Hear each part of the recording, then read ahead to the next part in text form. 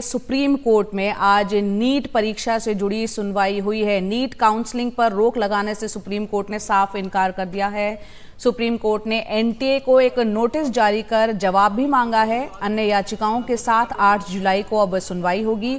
Supreme court ने कहा है कि चूंकि परीक्षा की पवित्रता प्रभावित हुई है, इसलिए हमें एनटीए से जवाब चाहिए।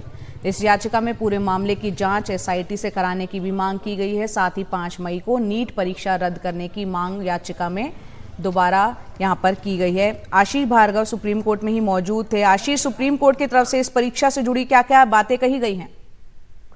जी देखिए, सुप्रीम कोर्ट ने काउंसलिंग पर रोक लगाने से इनकार कर दिया। सुप्रीम कोर्ट ने कहा है कि वो काउंसलिंग पर रोक नहीं लगाएंगे, यानी जो दाखिले की प्रक्रिया है वो फिलहाल जारी रहेगी।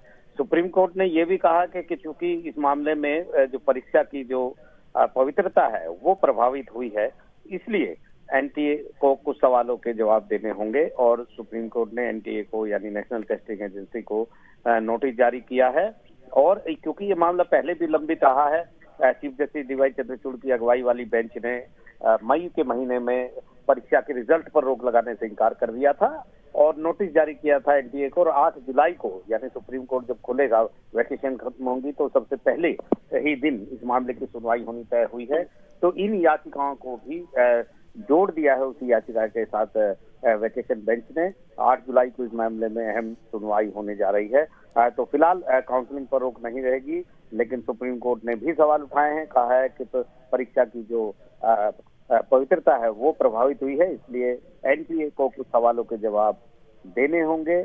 8 जुलाई को अगली सुनवाई होगी। और भी कई याचिकाएं दाखिल हुई हैं अब, और उनमें भी मांग की गई है कि जो जिस तरीके से रिजल्ट आया है, जिस तरीके से पूरी परीक्षा में धांधली हुई है, इरेगुलरिटीज हुई हैं, उनकी एसआईटी से जांच होनी चाहिए। पर जो 5 मई को जो परीक्षा हुई थी यूजी 2024 की, उसको रद्द किया जाए और नए सिरे से फिर से एक बार नीट यूजी 2024 को आयोजित किया जाए। ये तमाम मांगे हैं। बहुत सारे लोग यहाँ पर खास तौर पर जो जिन्होंने परीक्षा दी है वो लोग पहुंचे हैं और एक अहम सुनवाई 8 जुलाई को होगी। लेकिन फिलहाल जो दाखिला प्रक्रिया है, काउंसलिंग है, वो चलती रहेगी। जी।